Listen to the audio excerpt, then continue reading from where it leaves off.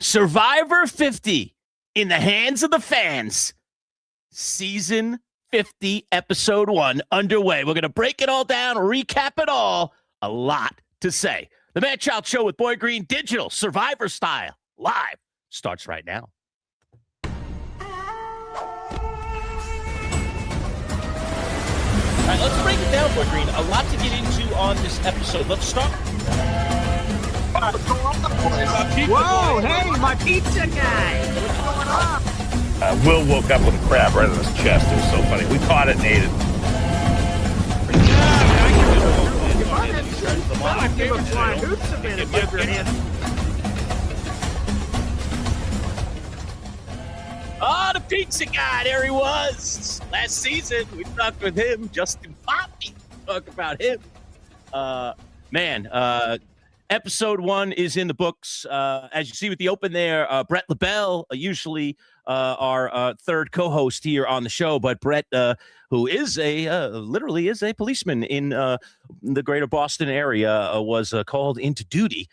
So we have gotten an ample sub. He has joined us before. He's fantastic too. So we're looking forward to breaking it all down, but it is time to break down Survivor, and we'll be with you for the next hour or so. You can jump in the comments and throw some things down if you want, your take on it, but we'll break down episode 1 of season 50, a 3-hour extravaganza. And I was wondering, where is it all going? And we'll get to call it a cliffhanger-ish ending or a sad ending. I don't know how you want to label it, but it did have an ending, and maybe not the happiest of all endings. But without further ado, let's bring in our third co-host. He's going to chop it up with us as well from Survivor Quotes X. It's Steven. He's back again. What's up, Steven? How are you? What's up, guys? Thank you so much for having me. This is very exciting. I'm so pumped. Like, as I watched tonight, 15 minutes, 20 minutes into the episode, I was like, this is going to be a great season. These characters are fantastic. And one of the cool things, and I'll just come right out of the box with this, is many of the players, as I watched the episode tonight, we're talking about, I'm back, maybe for the second time, maybe for the 5th time, maybe for the 3rd time. I mean, we've got people from all over the yard here, all right? And they were all talking about, I'm going to be a 2.0 or a 3.0 or a 4.0 version of myself. So I'll come right out of the box and ask you guys, you heard them all talking about it, who's going to be the best 2.0 version of themselves? Boy Green, why don't you take it first?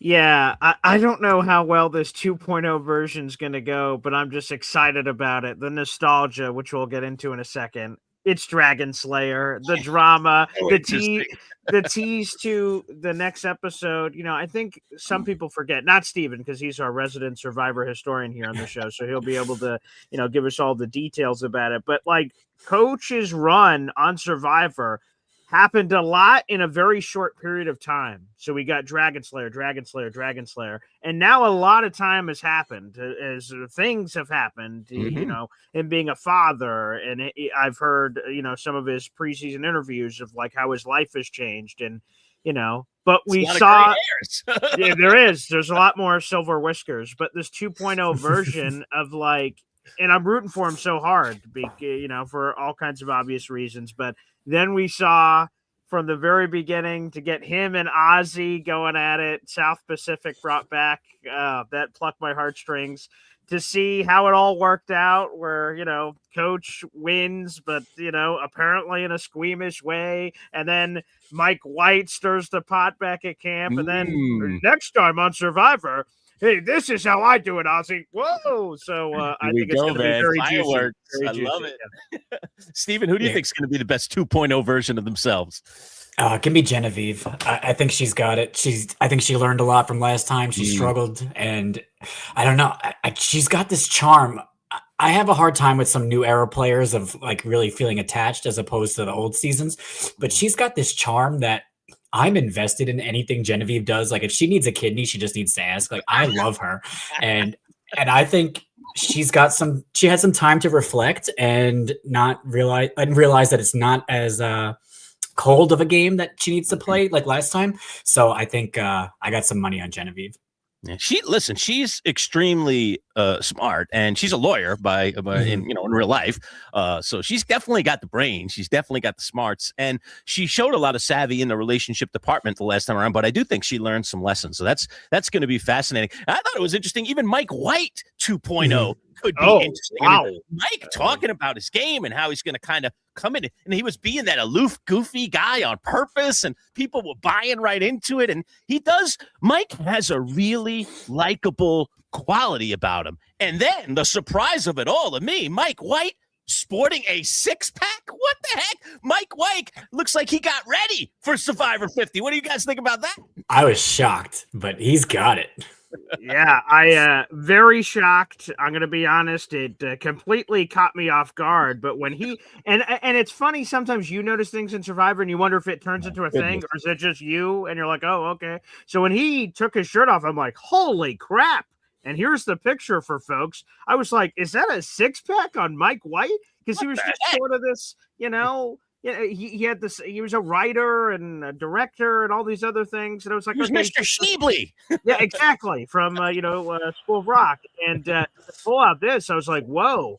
And it was just funny. Hey, we heard plenty of White Lotus mentions. I don't know what the over under was for Vegas before this episode, but he was talking about lowering his threat level, the self-deprecating humor, the 6-pack. I mean, talk about that 2.0. Good Lord have mercy. That definitely caught me by surprise. But Lurch, who was yours? Answer your own question.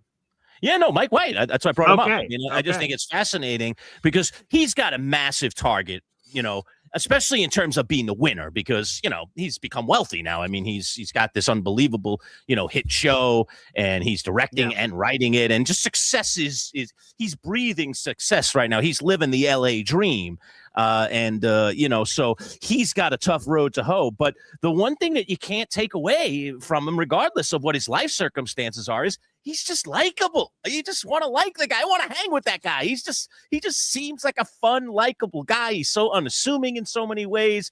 He doesn't intimidate. I don't know. This is something very likable about Mike. Well, let me ask you guys, because obviously Mike plucked a lot of heartstrings talking about his hardships of filming on islands and White Locusts, and he's sort of covering his tears with his Benjamins. And I saw that was not received well on social media. On every commercial break, I'm of course checking out Steven, obviously, and I'm looking Survivor quotes X and hashtag Survivor, and I saw immediately people going, yeah, all right, Mike White, I'm sorry for your emotional confessional you just gave. I felt it a little, but apparently the fans did not. They did not buy any of that, and the struggles apparently he goes through. Steven? I don't know. I like the emotional confessionals in Survivor, and I always feel bad. I feel bad for players that get hate for it, because this is a really stressful game, and as much as we're fans, if I'm out there by myself without any friends, family, let alone food, sleep, like, of course I'm gonna cry. Like, it's such an isolating experience, and for Mike White to feel that way, he's got the money, he's got the career, so it really must be a struggle. Like, it's not him just being in a bad mood or feeling spoiled and whatnot. Like, I think it's a real thing he's going through. I don't know. I don't like the hate for the emotions. All right, let's not bury the lead, boys. I think speaking of emotions, because it got me, I was tearing up. I'll be honest. I try not to. I don't know how it is for you, Steven, or you, Lurch, or anyone in the audience. I know a lot of Survivor fans pay attention to this. I try not to, because I don't want it to take away from the experience. There's a lot of people that know how long an episode is. They check their watch and see what time it is and go, wait a second, something doesn't make sense here. Something has to happen, or this or that. Normally, I don't pay attention, but tonight is unique with it being 3 hours for an opening. So you started to pick up some pieces like, oh boy, some of the timing is a little weird here. What's going to happen? And I thought what we saw, unfortunately, in the challenge with Kyle, I'll be honest, when Kyle first got hurt in my head, I'm like, God, I hope that's not an Achilles. But the way the doctors immediately came in, I'm like, from a couple of sports guys here, you can normally, on the football field anyway, I imagine it's the same in anything else, a doctor can, or nurse practitioner, whoever's out there, can feel behind the ankle very quickly and goes, oh, it's gone, or it's not. And the fact that they apparently checked him and said nothing, I was like, wow, okay. So, bullet dodged, as long as he didn't break his ankle, which I of course was hoping he wasn't. That was my first thought. And when they checked him and nothing happened, I'm like, oh, thank goodness for Kyle. But then again, how the episode's setting up, I'm like, oh, this is sort of setting up for a medical eval. And when they did all the tests and went through it, I was just heartbroken for Kyle. I was tearing up at the end there, boys. Yeah, like what a crummy way to go out, after all that. I mean, of course, he has the fact that he's a winner already, but still, like, that sucks. I was heartbroken for him. Oh, I can't imagine going out that way. Season 52. And it almost felt like the tribe, felt it even worse than he did. I mean, I'm sure he felt bad, but man, that tribe, and let's break down the tribes real quick. All right. We'll go through them real quickly. All right. We're going to have many more episodes to talk about the tribal dynamics, but the purple tribe, which is Vatu, is the tribe that Kyle is on. And it's Rizzo, Stephanie, Colby, Aubrey, Genevieve, Kyle, Angelina, and Q. I mean, what a cavalcade of a tribe there. You've got people from all over the place. You've got some old schoolers, you've got some modern players, you got some kooks in there, Q. You never know what the heck he's going to do.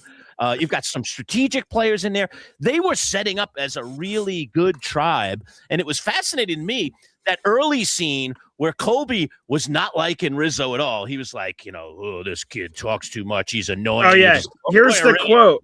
Rizzo is... Yep, go ahead. Yeah, here's the quote. Rizzo is annoying as hell. That was his immediate first impression of him. Yes. And then now they're doing a fashion show later on, and all of a sudden he's starting to warm up to Rizzo and saying, hey, this guy can be a little fun around camp. And, life gets boring on that island. I'm sure Brett has talked about it time and time again. You need people that tell you stories, that make you laugh, that do silly things. It kind of brightens up your day. So Colby's feeling that, and then they end off, in the jungle together. And the next thing you know, they're having a hug me moment. And, Rizzo's pouring his heart and soul about how, what happened with his family dynamics and how he looks up to Colby, and Colby is almost the age of his dad. And, and now this whole heartwarming moment happens. You're like, I guess Colby and Rizzo are okay, man. This is all back together, man. It was really fascinating. I think if I ever met Colby, I would do the exact same thing. So I get it. Yeah, right. And to be honest, that's another 2.0 that, there are certain tigers that can't change their stripes. And when Colby's talking about, the advantages in the game and things of that nature and how it all, one of my favorite parts was he was talking to Genevieve, and he said, hey, there's something you just got to know right at the beginning of this alliance. I'm blind in this eye and I can't hear out of this ear. And she went, all right. Okay. And then, all right, let's move forward. And then, that was just funny. By the way, here is the tribe. I'll try to highlight them when we're talking about them here. So no, there's a 2.0 to Colby, because and Steven can speak to this too. So Colby comes on our TVs for the first time ever. Again, the 25 years ago. And we see Colby, America's sweetheart, he's got the cowboy hat. We're like, yeah, here's America, baby. And when he came back for Heroes Villains, it seemed like Colby hated being there. And that broke my heart as a Survivor fan. Mm-hmm. And then to now see him here, where he just seems so much more appreciative. He whatever happened leading into Heroes Villains is broken away, and he just seems like a totally different guy. Like I said, Steven, you could speak to it too as a diehard Survivor fan, seeing all these seasons about the different versions of Colby's we've seen over time. Yeah, I mean, seeing him now, it's 4 times. We saw him in Australia, and Australia was his top tier season, obviously. And then All Stars he plays, and he's kind of not interested in being there, it seems like, even though he was doing okay, and then with Lex and everything happened. And then, like we said, Heroes versus Villains, he comes in and he's kind of just checked out right away, even as soon as episode 1. So when this cast was announced, I was like, oh, Colby, like, I don't know if he's going to basically have a redo of Heroes versus Villains. Is he going to just crash out and be kind of bored? But this episode, he had that intensity in his eye, and just the way he was speaking, I was like, oh no, Colby's locked in. Like, even if he goes out first, like, he's not going to go out just willy-nilly. Like, he's excited to be there. So I'm excited to see Colby 4.0. And can we just say he's also like one of the best narrators in this show when it comes to confessionals. Like, I'm listening to him talk, and I'm like, just the way he phrases his sentences, and like, I can follow along perfectly, and it just makes perfect sense. And he's got that charm. Like, I don't know, Colby in this era, in the 50s, like his age and season 50, like, I wouldn't be surprised if we see Colby go pretty far. Yeah, he could go deep. It's interesting because I thought coming into this episode, and you don't know anything about what the dynamic's going to be like, but having come off that All-Star season where he didn't look good, and a lot of people kind of teasing him, it's like Colby out of shape, Colby not engaged, Colby not winning anything. I mean, he was so dominant as a challenge beast kind of guy, the young Colby, and I just felt like age didn't treat him well, and now he's we'll call him a silver fox. He's in his 50s and he's still a great looking guy, and it looks like he got ready for this. I mean, again, maybe we'll find some of those things out after the fact, but it just seemed like he got himself ready for this. And there was some physical challenges in this first episode, and he looked like he was more than up to the challenge. So I think he's, physically, I think he's going to hold up pretty well for a guy that's in his 50s, which is never an easy thing. I can tell you that from experience, my friends. It's interesting though, like he's played in Australia, which is 42 days, and now he's going to play in the new era, which is 26 days. Like that's almost half. Like it's such a big change, and then the pace is faster. But I think he did pretty well. The only mistake he really made was with Savannah when he lost the journey, that he just assumed that she wouldn't get anything, and just kind of walked away from that. But other than that, he was on top strategy wise. So I was impressed with Colby. One other interesting dynamic in that tribe, and you guys both react to this, was that little stare down / conversation, if you could call it, between Genevieve and Aubrey. Two very strategical people, and getting together and trying to maybe, hey, can we get together? And it was like, no. It was like water and oil, man. Like, that's not going to work. So talk about that and how that could upset the apple cart in this particular tribe. Yeah, to me, it was a little bit, I felt like Aubrey just read the wrong, again, it's all edit, so we always have to caveat that we're seeing what they tell us to see, but it just seemed like Aubrey read the wrong vibe, that she sort of came like, hey, I just want to know what kind of game you're trying to play, and that just feels so personal, like, hey, what, like, we're joking and talking about this, and all of a sudden, you come right to, in my face and to my throat about something like that. Like, what kind of game are you trying to play? Are we going to be able to work together? And I felt uncomfortable watching. I'm like, ugh. Me too. Yeah, like so it felt like it takes two to tango, of course, for any problem. But it felt like Aubrey was bringing the negative vibes, which Genevieve didn't respond to. But Stephen, what were your thoughts? Yeah, no, I fully agree, and I don't think Genevieve is someone to forget that. And if those two teamed up, it would have been a good deal, and I think they would have done well. But Aubrey was immediately suspicious and just so dismissive of Genevieve, and I don't know if that was such a good idea to do right out of the gate. Yeah, just to kind of douse the fire and say, like, I don't know. If I'm Genevieve, I'm looking at Aubrey now like, I can't work with this woman. Like, she doesn't trust me at all.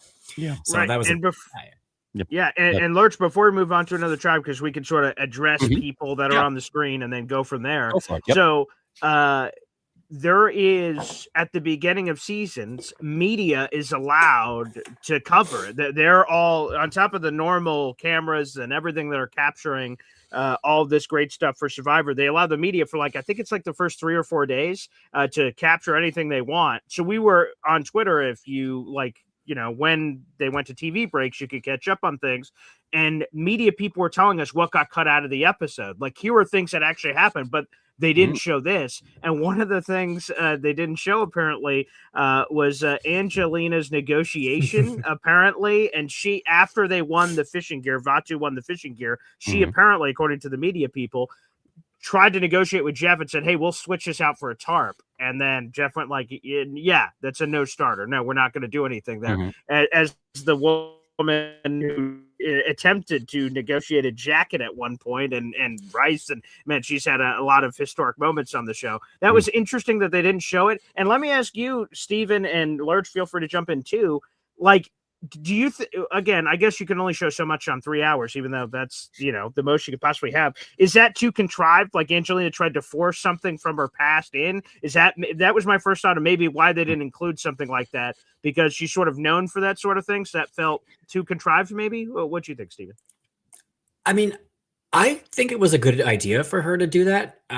We've been in Fiji since season 33, and I can't really think of anyone catching big fish or living off the land like they used to. So I don't know how valuable fishing gear is compared to the utilitarian use of a tarp. So I was kind of, when I read that tweet from Mike Bloom, I was like, that wasn't a bad idea.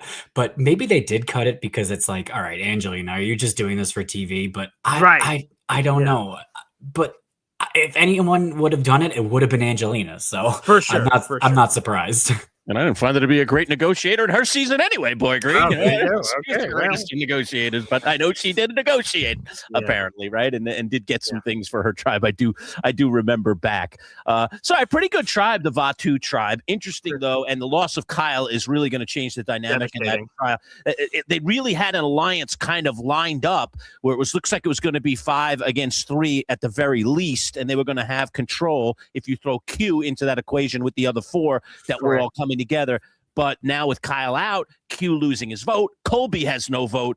Oh my goodness. I mean, that thing could go completely the other way. And dare I say, that tribe could flip to the other side. So we'll see where that goes. How about, by the way, real quick, just those 5 for people that were kind of in and out on it for the Vatu tribe would have been Colby, Genevieve, Q, Kyle, Stephanie. And then Stephanie would have been that 5, but now obviously it gets a lot more complicated. That could all be broken up. Now you've got Angelina and Rizzo. We haven't seen him align with anyone yet. Missing votes. Where is that going to go?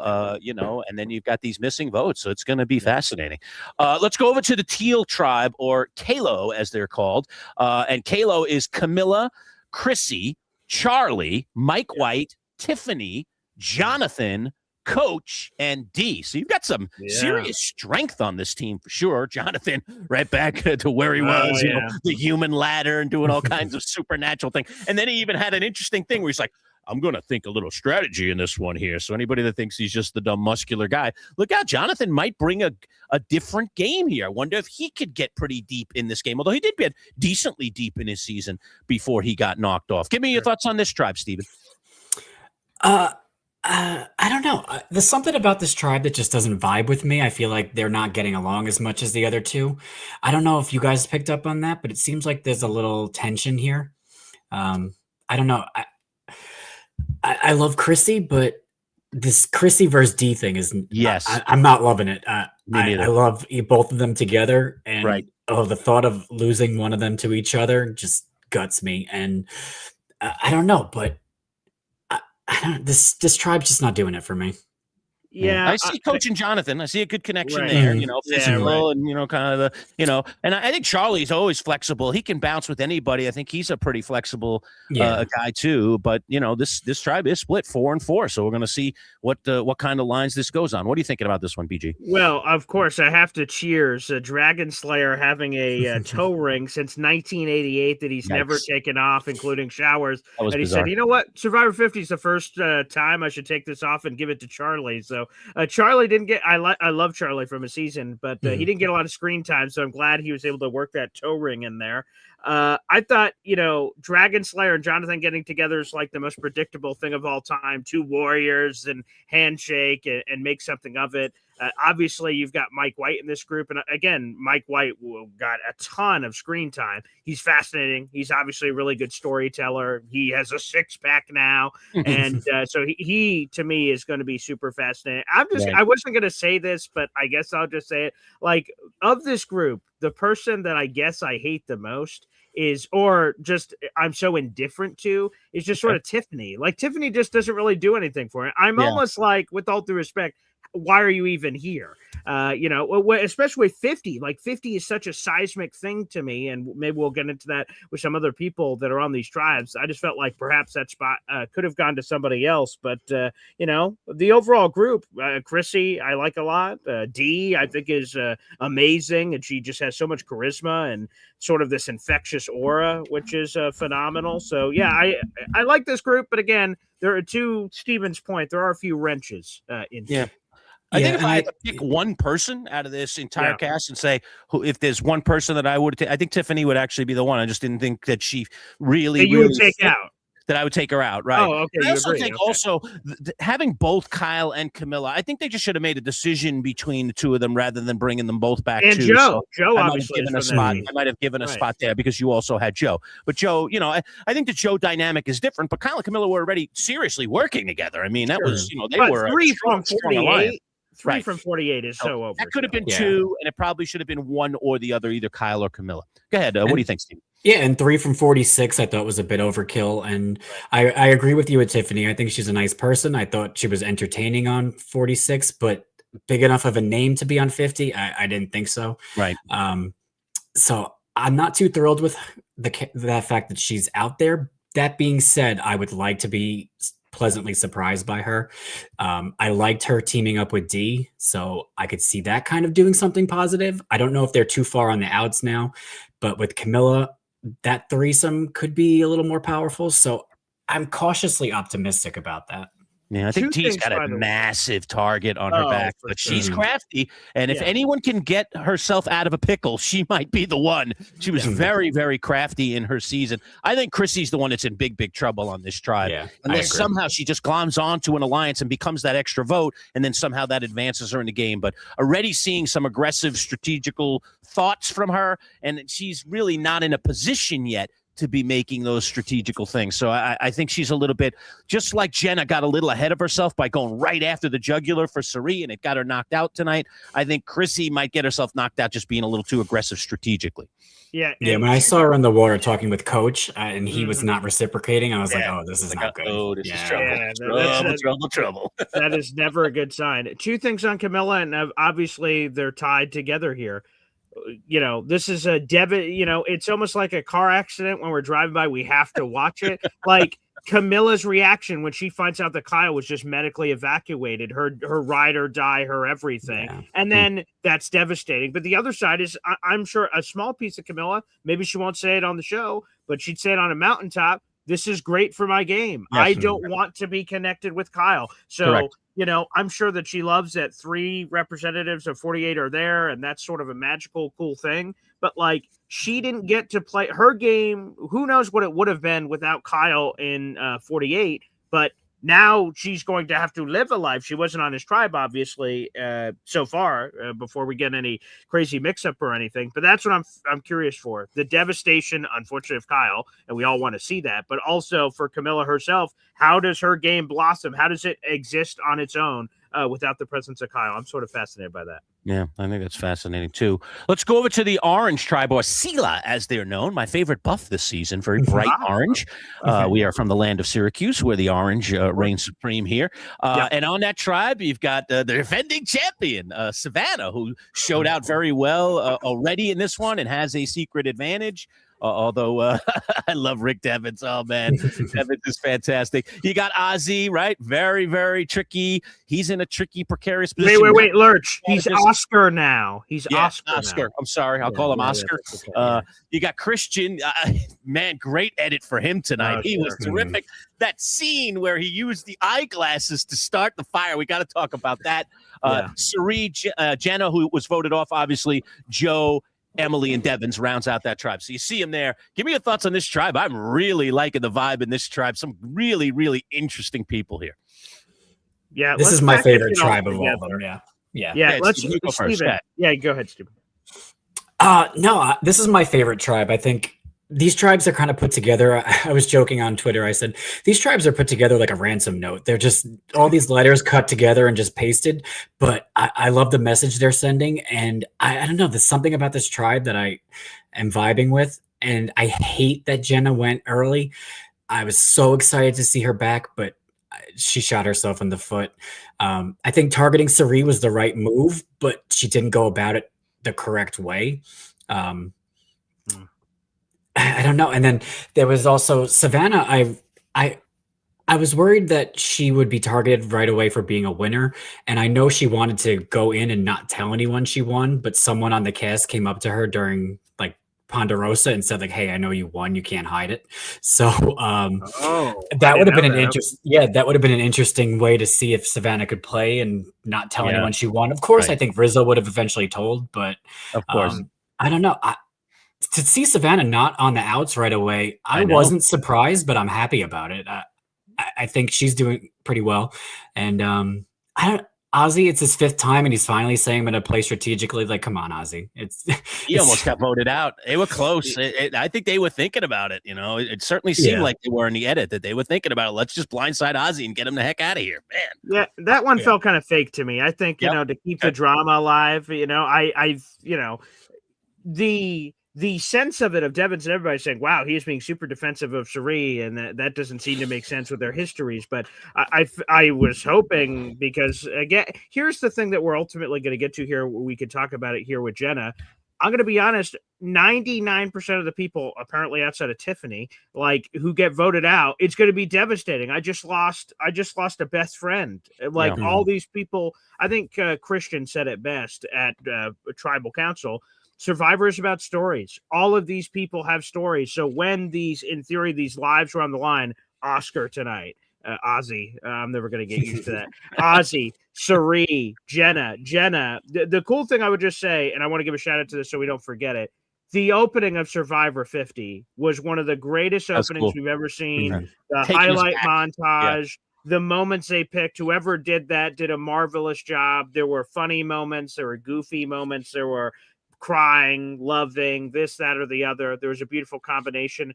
I love that, unfortunately, Jenna went out. I didn't want that, just like Steven. But if she was going to go out, I'm glad we got all the ringings of the gong, pun intended, for all of season 1 to get that in there and work that into the 3 hours and honor tradition, honor history. 26 years, 50 seasons. I mean, this is just... this is unbelievable. This is magical. This is all those things that are above. So, yeah, I'm devastated for Jenna. But if you're Jenna, there's no better way to go out. Like, you go guns a-blazing, you go swinging. It's not like she was just hanging around and said, hey, let's get rid of the chick that has no idea what the new game's about. Like, let's get rid of her. I'm glad at least she went out on her sword a little bit, even if, again, it sucks to go out on the sword at all. And she was swinging for the fences to going for Sari. That's the biggest player. Like, of course. And if she would have been successful, as much as I love Sari and would never have wanted her to go first, that would have been the best move for Jenna and therefore the rest of the tribe. I think if you let Sari sneak past the first vote, she's done it 4 other times. Like, she's always been the early target, and then it never happens. It's like Sandra in the first 2 seasons. She should have gone first, but then she ends up so to not take out Sari, I think, was a big blunder. But Jenna, she can walk out with her head held high, I think. Yeah, I agree with you. I think strategically it's going to come back to bite them. Plus, you've got to deal with Sari in the challenges. And Christian said it well. I mean, they just made a mistake in making the decision with one part of the challenge where one person had to do it. And they put Sari on that one. Like, what are you thinking? You've got to strategize better to not have that situation come up. So this is what the media said covering it. And Steven, if I'm misrepresenting this, let me know. I believe it was Dalton Ross who said that Sari, from how close they were, apparently volunteered to do it because she had done it. And now this is where I may mess it up. Survivor Australia, she did something similar, but they didn't have. There was some. I'm going to mess up whatever it's called. There's some like cage or something that they couldn't go past. So it affected her throwing motion. They had something stopping in the Survivor Australia version. Apparently that didn't exist. So you had your full range of motion to throw it or whatever. So you had to sort of compensate for whatever that structure was in front of you that you weren't allowed to go through. So apparently Sari was confident from having done that version is why she apparently volunteered for this. Steven, did you hear sort of the same thing? Yeah, she had done it in the Australia versus the World season, but yes, I think the secret with that monkey's fist thing is to like swing it and then like in a circular motion and right in front of Sari, and the other 2 was this like net kind of thing. So I don't think she could get that full range of motion. So it was more of an overhand toss, and unfortunately that just wasn't Sari's wheelhouse. But I don't know. I wouldn't volunteer myself in a challenge like that if unless I was 100% confident. Right, the key piece of it, yeah. Jenna's gone, but I thought she had maybe the line of the night when she said, "This is death row." Ooh, that was so cryptic, so cold when she said that about the elimination. As it turns out, she got eliminated, but that was cold and calculating, man. I thought that was one of the lines of the night. That was. And she also had that other great line when she gets voted out and she goes first in, first out. Like, that was poetic. Yeah, here's the full line, Lurch. I wrote it down because I caught it like you did. Survivor 50 isn't Gen Pop. It's death row. You had to do some serious shit to get over here, get blood on your hands. And I was just like, wow. Because, again, prison terms, Gen Pop. No. Like, this is a maximum security prison. You don't get on season 50. And she was sort of saying that, obviously, to Savannah.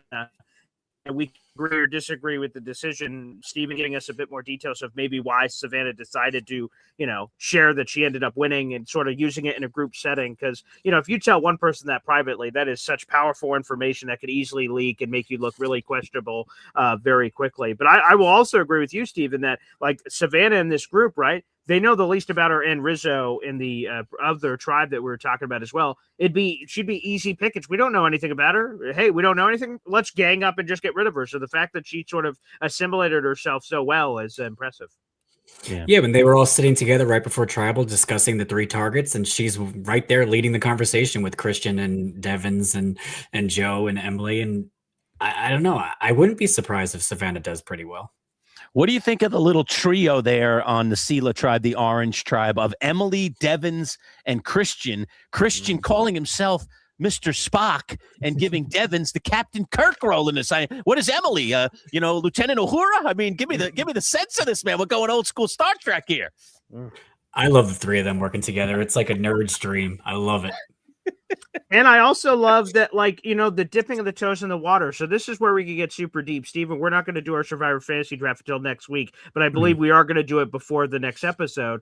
And sometimes your knowledge can help you, and sometimes your knowledge can hurt you. Knowing who has worked together in the past, literally on Survivor, it could be insightful information. Some of them at these Survivor parties, we hear from Brett all the time. They're all commingling, drinking, eating, going to all these parties and everything together. And that can sometimes create some connective tissue. So I love that Devins and Christian, right? Like Devins is thinking in his head, hey, I really want to work with Christian, but I don't know how to tell him. And does he feel the same way? It's that he was using the like in school and passing the note around. And it's so cool that they did sort of connect, because obviously some other people, I've seen it on social media, they hated the Devins, like the Survivor here just in from the Survivor news deck. I think that stuff's kind of cute and funny, but I saw a lot of people hate. Yeah, he gets too much I know. hate.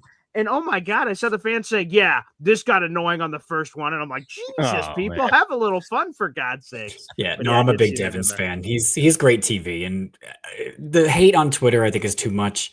And now they're going to come after me. But I think he's a nice guy. He's a nice family guy. And I don't know. He's funny. He brings this levity to everything. And I don't know. I like Devins. All right, let's start with talk a little about the journey. We are going to see journeys, and this is interesting because we're going to find out things along the way here about what the fans voted for. But clearly, one of the things they voted for, journeys are in, and hey, Exile Island is back, gentlemen. I mean, we got a little Exile Island situation where Q and Ozzy had to hang out on Exile after they lost that challenge to Coach. Fascinating stuff, and we've got several secret stuff, idols already in the mix, and we'll have to talk obviously about the celebrity flavor to it all, because we've got a Billie Eilish boomerang idol to discuss. But talk about what we saw in terms of the context of some of the layers that the fans clearly want in this season 50. Yeah, so here I have 3 of the things. Steven, if you have any more, let me know. And we're going to find out as we progress through the season, apparently what the fans voted on. And some people are just going to discover it in one way or another. So fans forced the players to fight for rice and to earn it. Fans forced the tribes to fight for supplies. And then the voting we heard on the idol play was 80% yes, which obviously led us to the Billie Eilish idol, Billie Eilish boomerang idol. I need to get all their words in there. That's so cheesy. I can't take it seriously. Yeah, I know. Which we should get into that part too. And apparently another layer of it was dynamic power of idols. Would it be strategic? Would it be dynamic? That part apparently was also voted for dynamic. So before we get into any of the specifics here, Stephen, you swim, Survivor quotes, X, you swim in the pool of social media.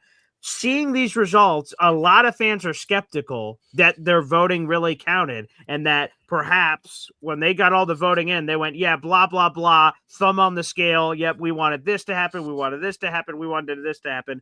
Yeah. Are you a conspiracy theory guy here, Steven? Do you believe that it was the season of the fans, or did Survivor producers and everybody just do what they want? It's tough because I think you look at Cambodia where they had the fan voting. If they really had their thumb on the scale, I think they maybe would have had some casting choices that were a little different. That being said, I have recently been dabbling in the casuals on Facebook, and they are truly different than what I see on Twitter and Instagram, just the point of views. So I wouldn't be surprised if the results that we're seeing are legit. But that being said, give them Rice. Let them be more energetic for these challenges. I want to see it. And by the way, if Billie Eilish has to get in on this season, then doesn't Sia have to get back in on the season somehow? Yeah, where's Sia after all this? Advantage or something along those lines. My goodness, man, we got to get into some of that for sure. Yeah, okay, let's get into the Billie. Oh God, I got to read it every time I have it written down. The Billie yeah, there you go. Lurch has it down pat, so God bless America. The thing I want to get into was a Dalton Ross quote that he had for his story, and he said he was going to go deeper into his post-game article. But, I just want your guys' thoughts on this, on the celebrity inclusion. And here's a quote from his story. I haven't gotten to read the full story because obviously we went on live immediately after this. But he said, quote, Survivor fans want to feel like Survivor's enough. We don't need bells and whistles like fancy celebrities adding in their 2 cents or getting to make a cameo because they're on Jeff Probst's speed dial. The show and game itself should be enough, especially on Survivor 50. And by having all these pop culture personalities on it, it sends the message that it's not enough and that it is vaguely insulting to people that love the show for the show and don't want to see it become a celebrity showcase just because famous people happen to like it. What's your response to that, Stephen? And that's in reference, obviously, Billie Eilish, Boomerang Idol, and as we've been Mr. teased, Beast. Yep. Yeah, Mr. Beast, and who's the country singer that rolls up at some random point with a fish? Yes. Zach Bryan or whoever it is, or he just randomly pops up. They're like, "Who the hell?" And he has a fish. So that's Dalton's response. He feels like a little bit can be a little bit cheesy. Your thoughts? Yeah, no, I agree 100% with Dalton, and the fact that Genevieve found it is the only saving grace. Like when she's saying it, I'm not rolling my eyes, but the whole thought of these celebrity cameos and all these tie-ins, I think it's a little insulting, even to the fans too. So I'm trying to be optimistic and I'm hopeful, but I think it's just kind of like it's too cheesy for me. It takes me a little out of it. I will say that when I feel this way when I go to watch a movie or anything, I suspend my disbelief at the door. When I'm watching Mission Impossible, I don't go, well, that 360-degree split would have made him unconscious in the middle of the air. Sorry, Tom Cruise, that doesn't make sense. No, I don't think of any of that. I'm like, whoa, cool spin, man, or whatever it is. I suspended all disbelief at the door. So when the Billie Eilish thing popped up, they're all like, oh, Billie Eilish must be a fan of the show. And for a second, it took me out of it. And I just tried to say, Paul, get off your front porch, stop yelling at the tide and yelling at the kids to get off your lawn. And I felt the way that Dalton did when I read his quote. But in the middle of the episode, like I said, I just sort of told myself, like, come on, Paul, get with the times, adapt. Jeff Probst says it all the time about we're going to try a lot of stuff and you, the fans, will tell us whether you like it or not. But we wouldn't be here in season 50 if we didn't take chances. And I just remember that quote in my head all the time. So that's what I tried to tell myself when I even thought dismissively of it. I'm like, come on, Paul, let's give it a shot and see. And to be honest, I thought the idea, and we could get into it, was kind of neat and kind of cool. So that's interesting. Lurch, what did you think about all this celebrity stuff? Yeah, I mean, I don't disagree with what you guys were saying earlier there, just about, like, why do you need more? Why do you need more to make Survivor work? I mean, part of the whole theory behind season 50 is that you're bringing on, you're bringing back people, you've got crowd favorites, you're dipping deep into the early seasons with some of the members, you're bringing some interesting alliances together. I just think there's enough sizzle there that you don't need to over sizzle it. I mean, when we talk to Brett all the time, and if he were on tonight, I guarantee he'd be going nuts about that Billie Eilish thing. It's just the thought of, we're doing something to the game here. We're homogenizing the game, or we're trying to take the game someplace where it was never meant to be taken. I mean, go back and look at those old seasons. I mean, we don't have to go back to season 1 and season 2 world, but there already have been so many changes to the game itself. So to bring in celebrities, I don't know. I'm just not buying it either. I'm not that excited about it, but we'll see. Maybe they can spin it the right way. Maybe it can be interesting. When they started throwing crazy advantages out there, at first I didn't love some things, but then it made the game more interesting and made you have to remorph and rechange your game all the time. And there was something kind of cool about that, at least from a watcher standpoint. Yeah, here are the rules. Let players play. Yeah, let the players play. Yeah, here's the rules of it for the Billie Eilish boomerang idol that's going to get me all season. So Genevieve finds it. The kicker is she has to send it to one of the other tribes. And then again, the thought process is, do I give it to someone that I can build a bridge with? And eventually, hey, I was the one that gave it to you. Yeah. And we're all together and it's happily merrily. Or do I give it to some schmo who's going to get arrogant? And, I could use it till final 5. Keep it in the back pocket. They get whacked. And then you get it back. So an interesting thought process. And then Ozzy ends up getting it, which is interesting. I'll go to you first, Lurch, here. Did you like the idea of it? Well, it's something we've never seen before. So, I mean, I'll say that. I mean, anytime you've got something new in the game in terms of how an idol works or what powers it has, that was kind of interesting. And it was absolutely fascinating that it landed in Ozzy's lap of all places. Like, there's no connective tissue between Ozzy and Genevieve. So how the heck does it land there? And Ozzy might need it, because Ozzy is in he's in a precarious situation in that tribe right now. I mean, they probably, don't want him to go too early because he is a challenge beast. I mean, we saw him. I mean, just see him swimming in that water. I was like, oh my God, he is leaving. Jungle Boy is back. I mean, that was unbelievable. So all these years have gone by. You'd think he'd have slowed down a little bit. It doesn't look like he's slowed down at all. So from that perspective, I think it's going to make the game more interesting. That Ozzy now has something in his hand that he's going to be able to utilize, and maybe he can, end up blindsiding somebody else, and that will make that tribe dynamic change very, very drastically. So I'm intrigued by it, and I think it landed in the lap of a player that I think is going to make the game more interesting down the road. I also noticed that when Ozzy got the idol and read the clue, that he can't play it on anybody else. He can only play it for himself. That's a new twist. I kind of like that. Yeah, and I did like Genevieve's theory there that Ozzy has gone home with an idol in his pocket before. And if I want to get this thing back, let's put it in, dare I say, the sucker's hand again, who's overconfident, doesn't think they're going to get blindsided, and then they end up getting blindsided. But that's why I love returning player seasons, because I feel like I'm having like a fever dream where I'm thinking of Genevieve sending an idol to Ozzy. And I'm like, I watched Ozzy when I was in like middle school, and now he's like 2026. He's here with Shambo's mullet, and he's got an idol that was given to him by a Canadian player who's now on. That was my tweet right there. Yeah. There you go. Which again, I did find that fascinating. The hoop earring, a little piratey there. That was a nice touch. But again, I feel the same as you, Steven. Like, I'm seeing these worlds collide of Jenna and Joe on this, and you're like, whoa, like I just saw this guy, and now or Rizzo or Savannah or anything. Like, this feels to me like, to bring it to the world of sports, an NBA All-Star game. It is like a Legends weekend where they're there too. And I'm just seeing, and again, there's just a wow factor, which again makes me excited for our fantasy draft for next week. Cause like, I'm going to be nostalgia and nerding out. It's like the Hall of Fame game being played with like Old Timers Day. Like, it's just, it's interesting. I love it. Yeah, very, very fascinating.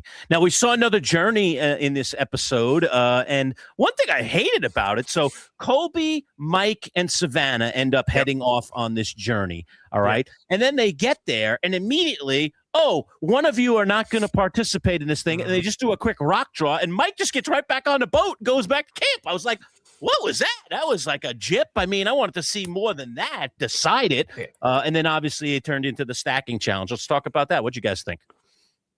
I thought it would have been interesting if they said you all have to decide who doesn't play, or none of you play and all three of you lose your vote. Yeah. And kind of make it a rock draw. I mean, we see these rock draws all the time for these journeys. Make it more inclusive for all the players to play involved.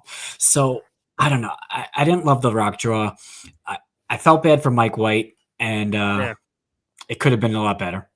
Yeah, it feels like a cop-out to me, to be honest. Like, hard decision, or just randomly draw. Well, all right, I guess we can just draw. Let's pick some random seashells on the beach. Yeah, these two look sort of similar. This one's weird. Bing, boom, bim.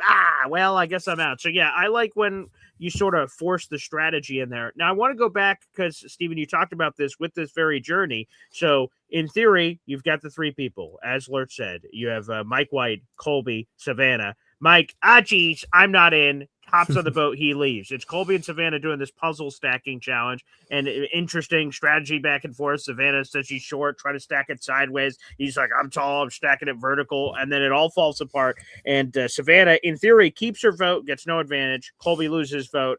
Geez, here we go. I've seen a lot of people playing Monday morning quarterback on, Colby, you idiot. She didn't immediately get on her boat when you went on your boat. You should have known that was something. But should he have known that is something? Like, that seems easy for us to say, watching it live, like, what a moron. But, like, being there, and especially Colby, who's been MIA for so long, I would like to think that I would have noticed that and said, you know what, I'm sticking around, or I'm waiting to see what happens, unless he was forced on the boat. Like, I think a lot of people are criticizing Colby, but, like, is it fair to criticize Colby with us knowing all the answers, as opposed to, it's just sort of unfortunate happenstance that this happened, Stephen? I mean, hindsight's 2020, obviously, and I probably would have made the same decision as Colby and just thought, oh, the boat's right behind me. It's going to come pick up Savannah. But I guess also in that moment, you also have to be thinking of every other option. Mm-hmm. But I don't know how much new era Colby has seen. So sure, that's also true. But then again, that's also his fault for coming back and playing 50 and not watching if he hasn't. So I don't know. There's so many variables, and I want to blame him, but I can't. Okay. Okay, so Savannah, right? So she actually gets an advantage. So she gets a secret block of vote for the future to use. She comes back and says, "Oh, I just kept my vote," and Devin's like, "Bullshit!" Like that's definitely, there's no way that's Skips it out right away. Right. So if you're Savannah, do you tell the truth about this, or do you try to lie and hope they buy it? Because to me, I'm lying and hope they buy it, and hopefully I sold a good story, because there's the secret block of vote. As soon as I tell everyone that, they're like, noted. New girl that we know nothing about tells us about our advantage. Yeah, that's plenty of reasons to get rid of her. But would you have? And you know what I would have done if I was Yeah. Savannah? See, here's the thing that Savannah didn't sell. Okay, so we saw it live, and we were like, oh man, wow, this is it. You're going to lose a vote, and you're just keeping your vote for a challenge. right. This makes no sense. This doesn't usually happen, right? So we feel this sense of unfairness at his ends. Colby's walking away. He's getting on the boat. He's got no vote. Savannah keeps her vote. What was the point of the journey, right? And Mike White just went home. He went there and went back. So, like, what was the point of this whole journey? Well, obviously we knew there was going to be a punchline, and we got the punchline. When she came back, I would have framed it this way, all right? I know this is going to sound weird, but there was, you can ask, Colby will back me up on this one, you kind of set the table to, I thought there'd be some advantage or something cool there too. But as it turned out, I just got to keep my vote. And listen, I'm telling you, that's the truth of it. And you can ask Colby next time we get in contact with Colby. You could tell it, he'll tell you, right? Because she could walk away and get away with that lie and kind of have the opportunity to have it backed up at some point, rather than just kind of go, yeah, and then not explain it at all, because everybody knows you should get something. She gets nothing. This is fishy. That does sound super defensive, though. So, like, that you're coming up and saying, hey, I know this is going to sound weird, and I have definitely not rehearsed this story 50 times before I'm talking to you guys, but you could totally check with Colby. It's totally cool. Don't worry about it. Everything's great. Yes. And if I'm the other person, I'm like, yeah, this sounds super Liar, liar, sketch. pants on fire. Yeah, this seems super sus. I don't know, Steven? Yeah, I don't know. It's a tough choice, because strategy here. Do you go and tell everyone, hey, I have this block of vote and that makes you a big target? Or do you not say anything and you're even a target the way she is right now? Right. I think the best choice is to not go on a journey, especially this early. So I wouldn't have picked to go to a journey, especially in the first 3 days. Like, oh man, I don't think that was the right choice. That being said, if I was Savannah, I would have gone the way Lurch said. I would have said, hey, Colby can back me up. I just got to keep my vote. Just try to do something that convinces them that there's another layer. Or I know, I'm surprised too. I know I don't want you not to believe me. I'm a trustworthy person. Like, you got to sell it a little bit. It's like she didn't kind of sell it. She's just like, yeah, well, that was the way it went down. And she walked down to the beach, and they were like, yeah, right, sure. Well, she got something, and and then or she could, or she could have confided in just one person and say, hey, I actually got something, and then knowing that it probably would have gone through the rumor mill and gotten around to everyone. So at least there's that beacon of truth out there that she did tell the truth. But yes, to somebody, right? I don't know. I don't know. I guess she didn't have that person yet.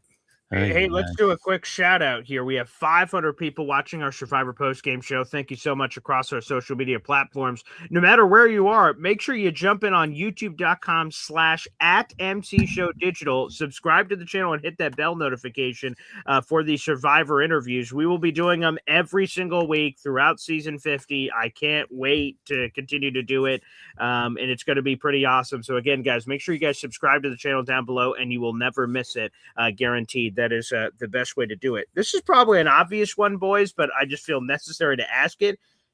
Do the new era people just inherently have an advantage because of the rules seemingly more aligned to 26 days, and it looks like it's going to be super advantage heavy, which I'm not really surprised by? So the old schoolers are at a disadvantage, just sort of how everything is set up. Do you guys think that, or is that, again, drawing a conclusion too quickly here? I'll offer first real quick on this one. I'll just say two quick things, okay?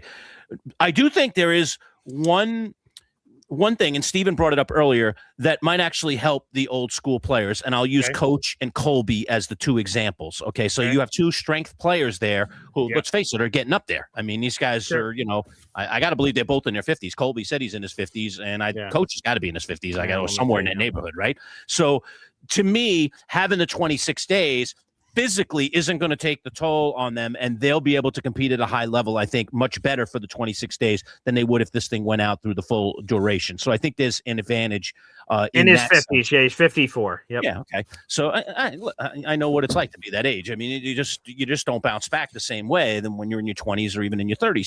So that will help them there. But I do think in the end, Paul, that it is really, it's an advantage for the new schoolers. I mean, it was coming out a lot in the script tonight as the dialogue was going on, just like, Ozzy, I need Sari to help me out because I'm not much of a strategist. Colby, I don't let all this crazy stuff drives me nuts. I mean, they're already kind of stuck in their ways. So it's definitely going to be advantage new schoolers, I think. What do you think? Yeah, I agree. And I think the fact that I'm making that decision is based on Winners at War, where we saw the same thing happen. Old school went in with that same mindset, and new school came in and just knocked them all out. So as much as I hate it, I got to give advantage to the new era here. And I don't know if that's just nostalgia talking in my behalf, but it's just, I got to give the advantage to the new era. I hope things can change during that. I'll just tell you another heartstring moment was Christian saying, hey, no one else knows this, but I became a father a handful of weeks ago. And, I can't wait till he sees this. And he talked about him being basically his secret advantage, his motivation. And I saw it posted on social media. I'm not sure if it was you, Steven, or somebody else, that Christian took to his Instagram, and they saw it. A lot of people saw the Survivor episode tonight beforehand because they did it at a few Survivor parties. And Christian was in some sort of a movie theater that they were debuting the episode yesterday, and he was watching it with his son for that moment. And I'm like, oh God, that just, as a father myself, it hit me right in the chops. So that was a cool moment. So man, Christian's really selling me here. In 6 weeks, to leave a baby, a newborn 6 week old, that's crushing. But that's also got to be such insane motivation. So oh man, my kid is 3, and to leave at that age would break my heart. But 6 weeks, you're missing out on so much. So even though it's just 26 days, you got pregame, you got postgame, and but to know that kid is going to grow up and watch you play that game, that's insane motivation. And Christian's whole explanation for how you don't use certain lenses to light a fire and you use other lenses. They're all around in a little group and they're just holding that thing on the spot, and it just starts to smoke. You're like, oh my God. I mean, did that actually work? It's like an elementary school science experiment that comes to life, and there's a whole nother way to make fire now on Survivor, man. I hope a lot of people would take a note here for the future. Well, didn't they, Steven, correct me if I'm wrong, didn't they do that in season 1? Isn't that how they got that fire generated through eyeglasses? I don't know if it was 3 or 4 pairs. I don't know if it was the same amount of science that Christian was bringing in, but I thought I remembered Jenna being on the tribe where they were able to crack that coconut of getting it in there. But no, we haven't seen it in a while though, for sure. I know they did it in Fiji. Season 14, Michelle Yee started a fire with glasses. That's got to be so hard though. I don't know. Well, what about the choices here? Let's go back to this. So, it was cool to get the Dragon Slayer versus Aussie South Pacific. Right out of Hey, the you guys chute. are fine. Oh Loved my it. God. When and Devon's was just going, let's do this for the fans. Let's get Aussie versus Dragon Slayer. And I was like, oh man, with all the drama, that's great. And then some Q action gets sprinkled in. So Dragon Slayer wins it. Okay, first off, this part. Do any of you think that it was I keep using the word squeamish, but that's not the right word, that it was like a slanted victory, that like there was any foul play going on there with Dragon Slayer? Because obviously that's going to build into next week. So just real quick around the room, do you guys believe there's any foul play with Ozzy doing what perceived to be a lot of the work and then Dragon Slayer got it at the end? Was that fair or foul, Steven? It was fair. I would say it was in the rules. It was fair. Was it a cheap shot? Absolutely.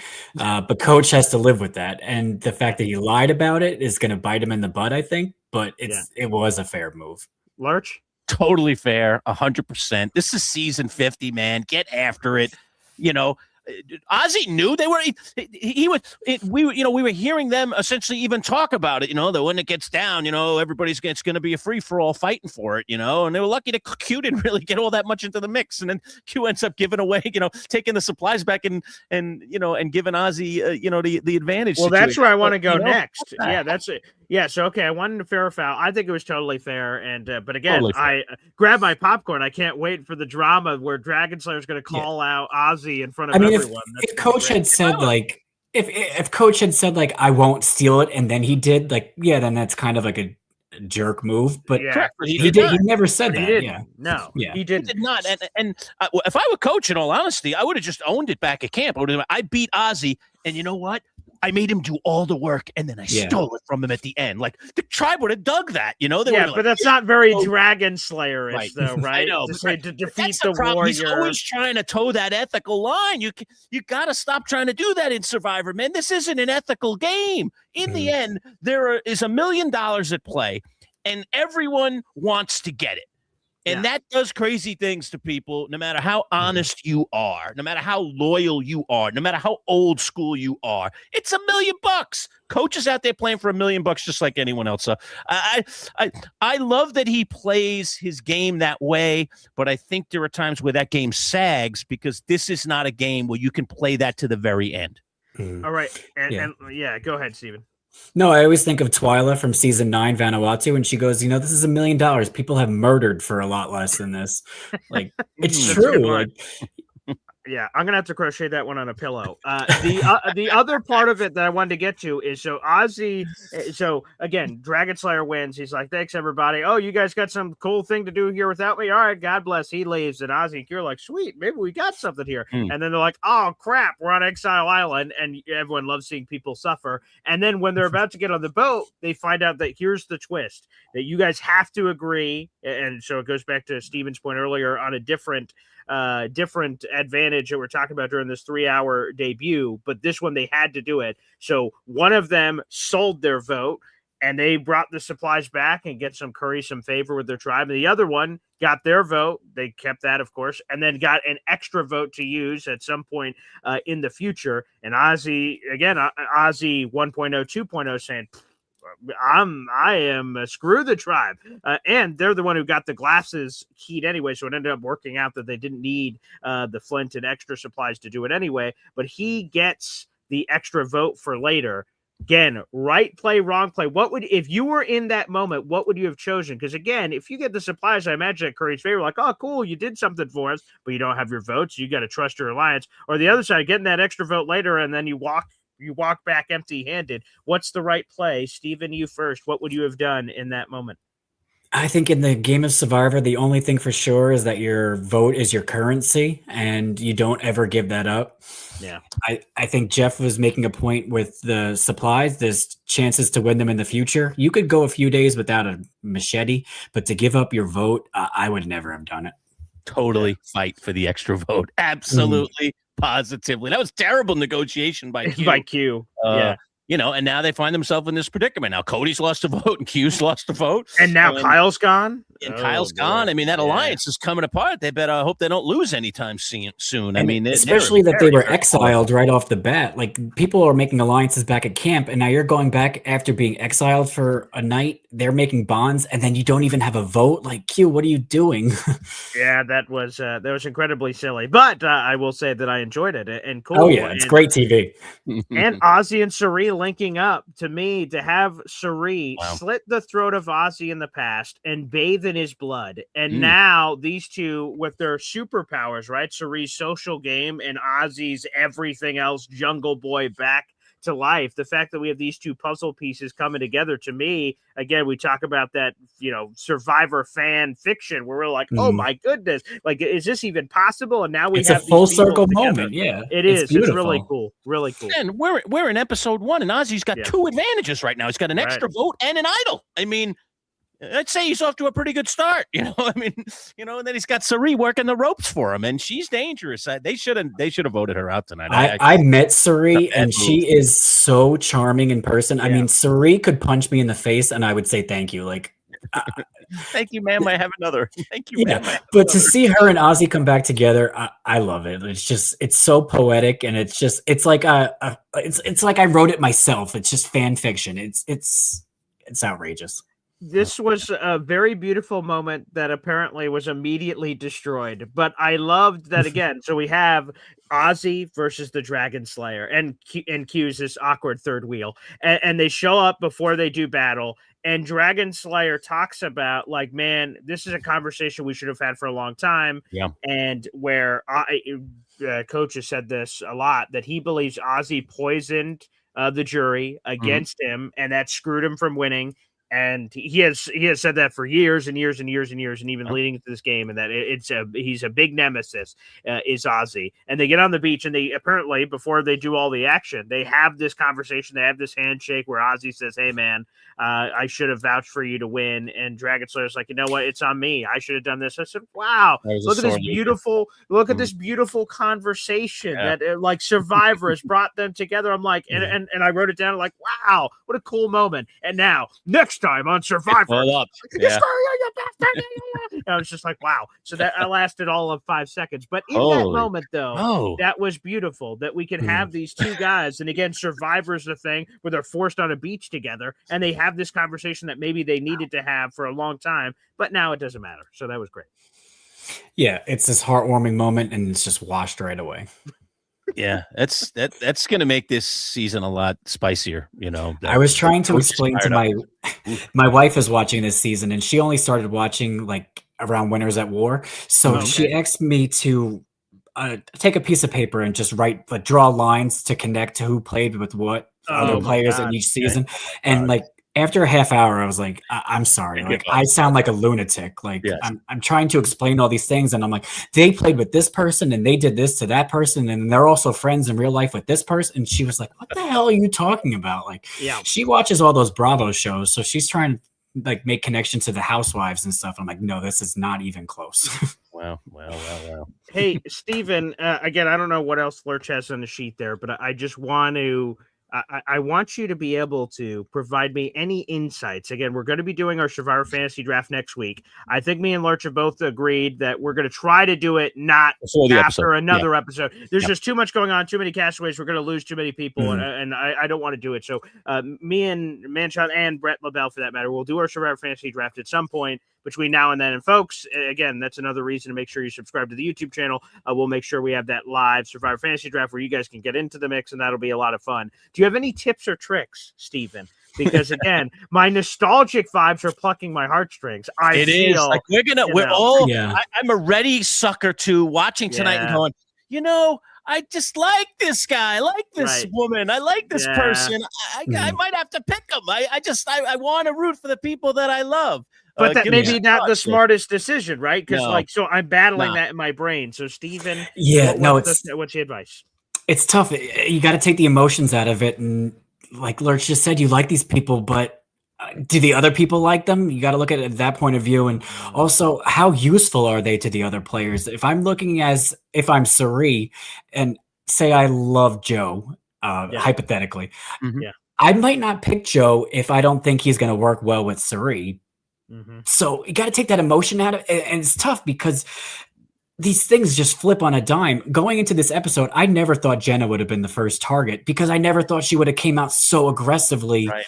So it's so tough. So I don't know. You got to make a choice based on no emotion, but not cold logic. It's a weird mix. One more follow up here. Okay, so we are, again, it's all decided. We're only going to get this one episode and anything else, I guess you can find on the internet, I guess, to base on your decisions. I try to avoid any spoiler stuff. Me and Lurch have been that way when you told us, hey, actually, yeah, like when it was season 50, we were like, oh, well, I wonder who it's going to be. You're like, I know who it's going to be. We're like, I didn't know. Me and Lurch, we genuinely did not know. We like genuinely being surprised. I do. So that's why I'm not looking ahead of this fantasy draft. I do some slimy stuff, but if there's any spoilers out there in the universe, I will not go to that level. But Survivor did something stupid this season where they had the pre-merge people fly home on one plane and the people who made the merge fly on a second. And there were stalker fans at LAX who documented everything. I don't know any of it. I don't know a single thing. You just know it happened? I know it happened. I don't know who was on what plane, but it's out there. So be careful. Okay. I won't go there. Dangerous place, my friend. Stay off the internet. Yeah, I will. My only question is this: how much? Where it is, but I will make sure I don't go down those dark holes. Yes. But the question is, how much should we take from this episode? Because sometimes you can overreact to things. You could see someone in a tough position. You're like, well, they're screwed, and then they can come out of it. Or the other way, we think someone's in a great position. Ooh, that's going to be a top draft choice. Look, they've got this beautiful alliance set up. I'm in great shape. So how much should we factor into our fantasy draft, which is long-term, over the short term of the one slice we saw and the only slice we're going to see before we make these decisions, Stephen? I would think long-term, but also have this as a foundation on your potential choices. So you would base a lot of your fantasy draft over what we just saw? Maybe 25%. Okay. All right. Yeah. It's tough because before this episode, I would have thought Dee would be in a great spot, and she's not. Sure. So it's a tough coin toss.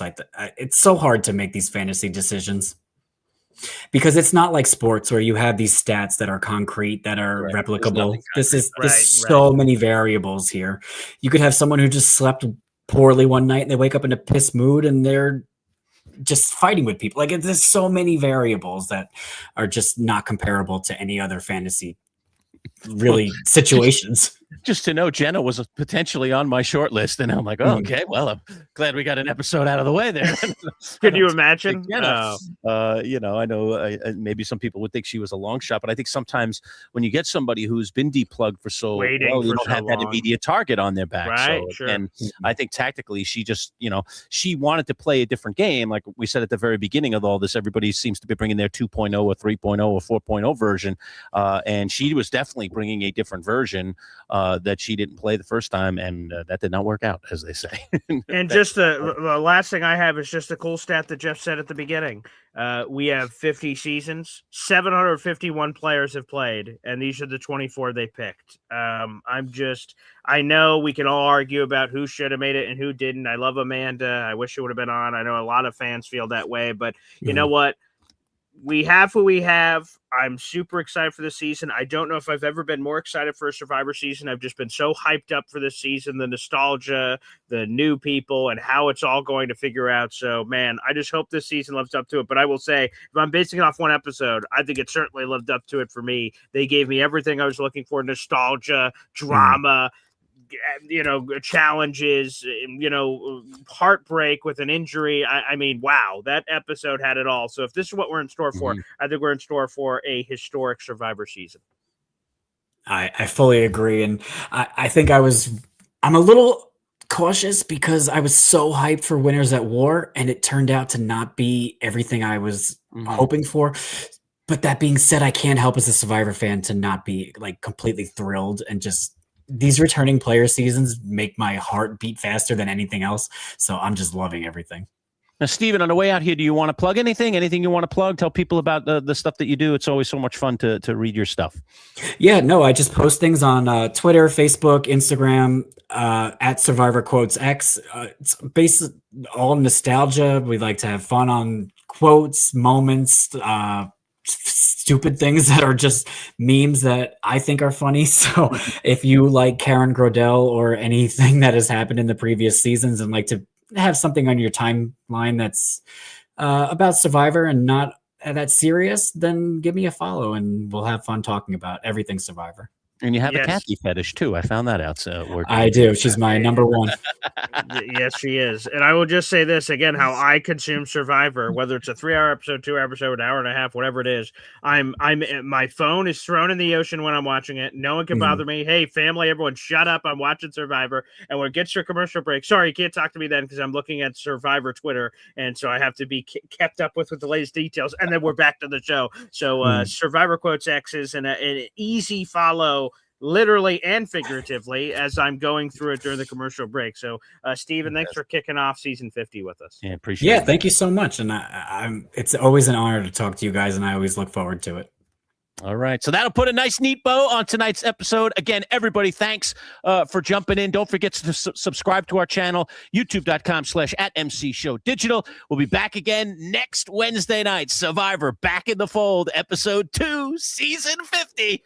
It's going to be Coach, the Dragon Slayer, and Ozzy yelling at each other. I can't wait to see it, man. The coming attractions gave us a nice little taste of what we might get next week. Some conflict, dare I say, in the world of Survivor. So hard to believe that there's conflict in the world of Survivor. All right, we'll see you next week, folks. Everybody take care.